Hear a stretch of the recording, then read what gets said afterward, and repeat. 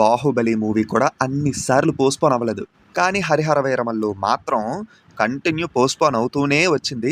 ఇప్పుడు ఫైనల్‌గా June 12కి release అవ్వడానికి సిద్ధంగా ఉందన్నమాట. కాకపోతే పవన్ కళ్యాణ్ గారి ఫ్యాన్స్ దగ్గర నుంచి జనరల్ ఆడియన్స్ వరకు ఈ మూవీ మీద ఎక్కడో కొంచెం తేడా ఇరుక్కు. అంటే మూవీలోని ప్రోస్‌తో పాటు కొన్ని కాన్స్ కూడా ఉన్నాయన్నమాట. దానివల్ల ఏంటంటే ఈ మూవీ పొజిషన్ ఏంటబ్బా! వర్క్ అవుద్దా లేదా అని చెప్పి ఓ కైండ్ ఆఫ్ డౌట్‌తో ఉన్నారు. సో ఇప్పుడేంటంటే మా సైడ్ నుంచి ఈ మూవీ యొక్క ప్రోస్ ఏంటి, కాన్స్ ఏంటి అన్న విషయం గురించి డీటెయిల్డ్‌గా చెప్తాను. జాగ్రత్తగా వినేయండి. ఇప్పటికే బాగా లాగ్ అయిపోయింది. వాయిస్ లెట్ మావా ఇంకా మొదలు పెడదామా? Audio Jungle.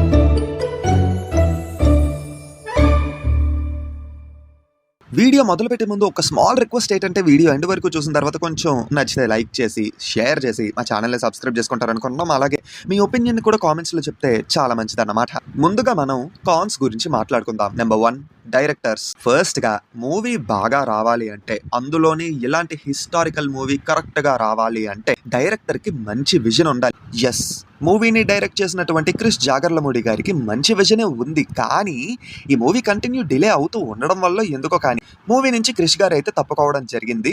అండ్ ఆ బాధ్యతలన్నీ ప్రొడ్యూసర్ గారి తనయుడైనటువంటి జ్యోతి కృష్ణ గారు అయితే చేపట్టడం జరిగింది. అయితే ఈయన ప్రీవియస్‌గా కిరణ్ అబ్బవరం గారు నటించిన రూల్స్ రంజన్, గోపీచంద్ గారు నటించినటువంటి ఆక్సిజన్ మూవీస్‌ని డైరెక్ట్ చేశారన్నమాట. ఈ ఒక్క మొక్క చాలనుకుంటా మూవీ మీద ఉన్న హోప్ కొంచెం తగ్గడానికి కారణం ఏంటి?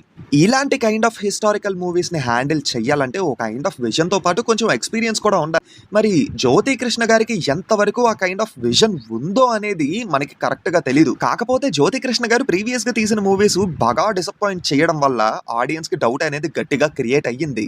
అయితే రీసెంట్‌గా జరిగిన ఇంటర్వ్యూలోని మూవీని చాలా వరకు క్రిష్ గారే డైరెక్ట్ చేశారని చెప్పారు. మరి సినిమా చూస్తే మనకి ఏదో మ్యాటర్ తెలిసిపోద్ది. ప్రెజెంట్ నడుస్తున్న ట్రెండ్ ప్రకారం కూరలో ఉప్పు ఎంత ఇంపార్టెంటో ప్రతి మూవీలోని విఎఫ్ఎక్స్ అనేది కూడా చాలా ఇంపార్టెంట్. విఎఫ్ఎక్స్ బాగా ఉంటే ఎంత పొగుడుతారు, బాగాలేకపోతే అంత దారుణంగా వేసుకోవడం మొదలు పెడతారన్నమాట. అండ్ ఇదొక హిస్టారికల్ అండ్ పీరియాడిక్ మూవీ అవ్వడం వల్ల ఏంటంటే ఈ మూవీలో కూడా విఎఫ్ఎక్స్ వర్క్ అనేది చాలా ఎక్కువగానే ఉంటుంది. అండ్ అంత విఎఫ్ఎక్స్ వర్క్ని కరెక్ట్గా హ్యాండిల్ చెయ్యాలంటే డైరెక్టర్కి చాలా ఎక్స్పీరియన్స్ అయినా ఉండాలి, లేదా విఎఫ్ఎక్స్ మేకింగ్లోని డైరెక్టర్ తోపైన అయ్యి ఉండాలి. కాకపోతే ఇది మాత్రమే కాదు, బడ్జెట్‌తో పాటు పోస్ట్ ప్రొడక్షన్ వర్క్‌కి కొంచెం ఎక్కువ టైం కూడా ఉండాలి. అప్పుడే విఎఫ్ఎక్స్ ఆర్టిస్టులు వాళ్ళు ఒక క్వాలిటీ అవుట్‌పుట్‌ని అయితే ఇవ్వగలరన్నమాట. కాకపోతే షూటింగ్ మొత్తం పూర్తిగా కంప్లీట్ అయ్యింది మొన్నే. మరి పోస్ట్ ప్రొడక్షన్ వర్క్‌కి ఫుటేజ్‌ని ఎంతవరకు ఇచ్చారో, అది ఎంతవరకు కంప్లీట్ అయ్యిందో తెలీదు. హర్రీ పెట్టారంటే విఎఫ్ఎక్స్ క్వాలిటీ దెబ్బతినేస్తది. లేదు ముందుగానే ఇచ్చేశారు అంటే మాత్రం పర్లేదు.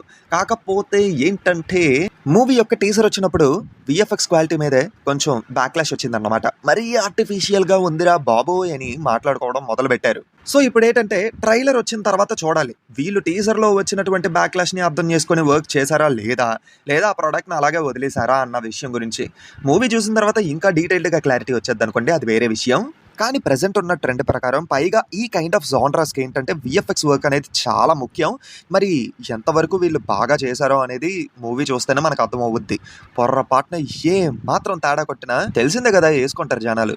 నంబర్ 3 పవన్ కళ్యాణ్ గారి లుక్స్. ఇప్పటి వరకు రిలీజ్ చేసిన టీజర్ అండ్ సాంగ్స్‌ని కనుక చూస్తే మనకు అర్థమవుతుంది. మూవీలోని పవన్ కళ్యాణ్ గారికి టోటల్‌గా 2 లుక్స్ ఉంటాయి. ఒకటేమో క్లీన్ షేవ్‌తో ఉంటే, ఇంకొకటి గడ్డంతో ఉంటుందని. కాస్ట్యూమ్స్ వల్లో మరేమో నాకైతే అర్థం కాలేదు కానీ మూవీలోని పవన్ కళ్యాణ్ గారి లుక్స్ మీద ఇంకొంచెం కేర్ తీసుకొని ఉంటే బాగుండేదేమో అని అనిపించింది. అంటే 4 ఇయర్స్ బ్యాక్ రిలీజ్ చేసిన లుక్ చూసాక నా విషయానికొస్తే ఓకే అనిపించింది అంతే.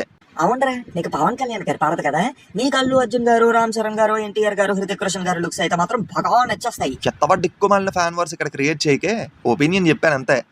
మిగతా యాక్టర్స్ ఏంటంటే కంప్లీట్ కాన్సన్ట్రేషన్ మూవీస్ మీద పెట్టడం వల్ల ఏంటంటే వాళ్ళు లుక్ దగ్గర నుంచి బాడీ ఫిట్నెస్ వరకు ఒక మూవీ కోసం కంప్లీట్గా డెడికేట్ చేస్తున్నారు. కాకపోతే పవన్ కళ్యాణ్ గారు ఏంటంటే అటు పాలిటిక్స్ అండ్ ఇటు మూవీస్ రెండింటిని హ్యాండిల్ చేస్తూ ఉండడం వల్ల లుక్ విషయంలో లైట్గా తేడా కొట్టిందన్నమాట. అంటే కొన్ని చోట్ల బాగానే ఉంటున్నారు, కొన్ని చోట్ల మాత్రం అంత అనిపించట్లేదు ఆ లుక్. ఇది మా ఒపీనియన్. మరి మీకు ఎలా అనిపించిందో అన్న విషయం మాత్రం కామెంట్స్లో చెప్పండి. And the next one update. Posters గురించి మాట్లాడుకుంటే కొన్ని పోస్టర్లు ఉన్నాయి మామ. ఓకే, ఇది పాన్ ఇండియా మూవీ, దీనికి మీరు వదిలిన పోస్టర్ ఇది అర్థమవుతుంది అన్నట్టుగా ఉన్నాయి అన్నమాట. ఇంకా సాంగ్స్ అండ్ టీజర్ విషయానికి వచ్చేస్తే, సాంగ్స్ మొన్న రిలీజ్ చేసిన సాంగ్ అయితే కొంచెం పవర్ఫుల్గా ఉంది. అండ్ దానికి ముందు రిలీజ్ చేసిన సాంగ్స్ కూడా ఓకే రెస్పాన్స్ని అయితే తెచ్చుకున్నాయి. ఇంకా టీజర్ గురించి నేను చెప్పను. మూవీ మీద ఉన్న సగం పైన హోప్స్ తగ్గిపోవడానికి కారణమే ఆ టీజర్. అది మ్యాటర్. అంటే పెద్ద బజ్ అయితే జనరేట్ చెయ్యలేకపోయాయి. తెలుగు స్టేట్స్లోనే అంత బజ్ లేదు. అలాంటిది ఈ మూవీని పాన్ ఇండియా లెవెల్లో రిలీజ్ చేస్తున్నారు. మిగతా లాంగ్వేజెస్ పొజిషన్ ఎలా ఉందో ఒక్కసారి ఊహించుకోండి. ఒక పాన్ ఇండియా మూవీకి ఇది అస్సలు మంచిది కాదు. మన దగ్గర ఏంటంటే అంటే తెలుగు స్టేట్స్లోని పవన్ కళ్యాణ్ గారు ఉన్నారు కాబట్టి ఫుల్ బోర్డ్స్ అనేవి పడతాయి. మిగతా లాంగ్వేజెస్ పొజిషన్ నార్త్లో అయితే అంత ఓపెనింగ్స్ రాకపోవచ్చు కూడా. అండ్ ఒక మంచి ట్రైలర్ రిలీజ్ చేయాలని కోరుకుందాం. అండ్ ఈ మూవీ భారీ బడ్జెట్ కావడం వల్ల ఏంటి మూవీకి అంత బడ్జెట్ అయ్యిందా?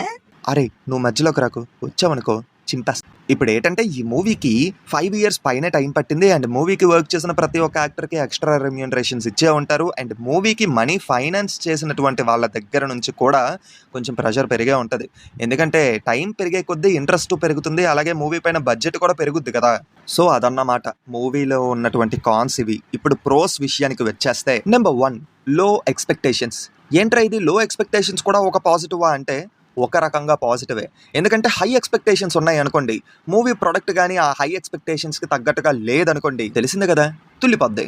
అదే వెరీ లో ఎక్స్పెక్టేషన్స్తో ఉన్న జనానికి ఒక పర్ఫెక్ట్ అండ్ ఇంట్రెస్టింగ్ ప్రోడక్ట్ని కానీ వాళ్ళ కళ్ళ ముందుకు తీసుకొచ్చారనుకోండి, పొగడతలతో ముంచేస్తారు.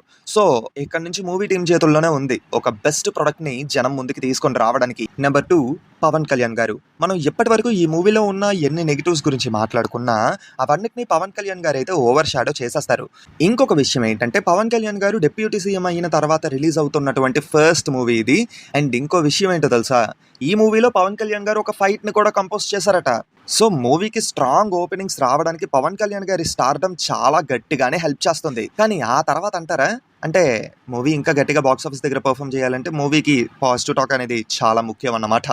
Number 3 periodic film and north audience. ఇంకా విషయం ఏంటంటే ఇలాంటి కైండ్ ఆఫ్ మూవీస్కి నార్త్ ఆడియన్స్ ఆల్రెడీ సొక్కాలు సింపించుకుంటున్నారు అన్నమాట. అక్కడ మూవీ టీమ్ కానీ ఈ మూవీని నార్త్ ఆడియన్స్కి రీచ్ అయ్యేలాగా మంచి ట్రైలర్తో పాటు అక్కడికి వెళ్ళి ఇంటర్వ్యూస్ ఏదైనా చిన్న ఈవెంట్ లాంటిది క్రియేట్ చేశారనుకోండి, మూవీకి కానీ జస్ట్ డీసెంట్ టాక్ వచ్చినా చాలు ఓన్ చేసేసుకుంటారు, అసలు వదలరు ఇంకా. కాకపోతే ఇక్కడ చిన్న సమస్య ఉంది. నార్త్ లోని సింగిల్ స్క్రీన్ల కంటే మల్టీప్లెక్స్ లే ఎక్కువ. మల్టీప్లెక్స్ లో స్క్రీన్లు రావాలంటే ఓటీటీ డీల్ 8 weeks పైన జరగాలన్నమాట. మరి అమెజాన్ ప్రైమ్ తో ప్రొడ్యూసర్స్ ఎలాంటి డీల్ చేసుకున్నారో తెలీదు. ఒకవేళ డీల్ మాత్రం 4 weeks వరకే అయితే నార్త్ లో వర్క్ అవ్వదు, కష్టమే. ఇంకో విషయం ఏంటంటే క్రిష్ గారు ఈ మూవీ యొక్క స్క్రిప్ట్ మీద వర్క్ చేసి అండ్ ఆల్మోస్ట్ ఆయన డైరెక్ట్ చేశారు కాబట్టి డీటెయిలింగ్ విషయంలో ఆయన చాలా జాగ్రత్తగా ఉన్నారని అయితే చెప్తున్నారు. ఒకటైతే నిజం, ఆయన డీటెయిల్స్ విషయంలో బాగా జాగ్రత్తగానే ఉంటారు. సో ఆయన డైరెక్ట్ చేసిన పోర్షన్స్ ఖచ్చితంగానే ది బెస్ట్ అవుట్పుట్ వచ్చే ఉంటాయి అనుకుంటున్నాము. మరి ఫైనల్ అవుట్పుట్ వచ్చిన తర్వాత మూవీ ఎలా ఉంటుందో తెలియాలంటే మనం బిగ్ స్క్రీన్ మీద చూడాలండి. ఇంకా and the last one 8 shows per day. అంటే వస్తున్న రిపోర్ట్స్ ప్రకారం Day 1 ఈ మూవీ కోసం మొత్తం 8 షోలు వెయ్యాలని చెప్పి ప్లాన్ చేస్తున్నారట. June 12th నుంచి నైట్ 12 AM నుంచి 24/7 గ్యాప్ లేకుండా మొత్తం 8 షోలు వెయ్యాలని గట్టిగానే ప్లాన్ చేస్తున్నారని రిపోర్ట్స్ అయితే వస్తున్నాయి. ఇది కంటిన్యూ వీకెండ్ వరకు ఉంటుందో లేదో అనే విషయం గురించి క్లారిటీ లేదు. కానీ Day 1 మాత్రం 8 షోలు పక్కా ఉండే ఛాన్సెస్ ఉన్నాయి అంటున్నారు. పైగా ఏంటంటే ఈ మూవీకి హైక్స్ కూడా ఇస్తారు. తెలంగాణలో మ్యాటర్ తెలియదు కానీ ఆంధ్రలో అయితే బెనిఫిట్ షోస్ ఖచ్చితంగా పడతాయి. మరి 8 షోలకి పర్మిషన్ ఇస్తారో లేదో అనేదే తెలీదు. వస్తున్న రిపోర్ట్స్ ప్రకారమే 8 షోలు అనుకుంటున్నారట. మరి పర్మిషన్ వస్తుందో లేదో అనే దాని గురించి మనం వెయిట్ చేసి చూడాలి. ఎందుకంటే రీసెంట్గా పుష్ప 2 మూవీ విషయంలోని జరిగిన ఇన్సిడెంట్ గురించి మీకు తెలుసు కదా. మరి వెయిట్ చేసి చూద్దాం. 8 షోలు మీ ఒపీనియన్ ఏంటి కామెంట్స్లో చెప్పండి. సో ఇది హరిహర వీరమల్లు మీద ఉన్నటువంటి మా ఒపీనియన్. ఇక్కడ దాకా వీడియో చూసారంటే పక్కా ఈ కాంటెంట్ మీకు నచ్చే ఉంటుంది అనుకుంటున్నాము. సో ఖచ్చితంగా ఈ వీడియోని లైక్ చేయండి. సరదాగా ఒక 2K లైక్స్ టార్గెట్ ఇస్తున్నాము, కంప్లీట్ చేసేయండి. అండ్ ఒక 200 కామెంట్స్ కూడా చేసేయండి. మీ ఒపీనియన్ కూడా ఖచ్చితంగా కామెంట్స్లో అయితే చెప్పండి. కాంటెంట్ నచ్చిన వాళ్ళు ఇంకా మా ఛానల్ని సబ్స్క్రైబ్ చేసుకోకపోతే మిగతా వీడియోస్ కూడా చూసి నచ్చితే సబ్స్క్రైబ్ చేసేయండి. మళ్ళీ కొత్త వీడియోతో మీ ముందుకు వస్తాము. Until then, take care and bye bye.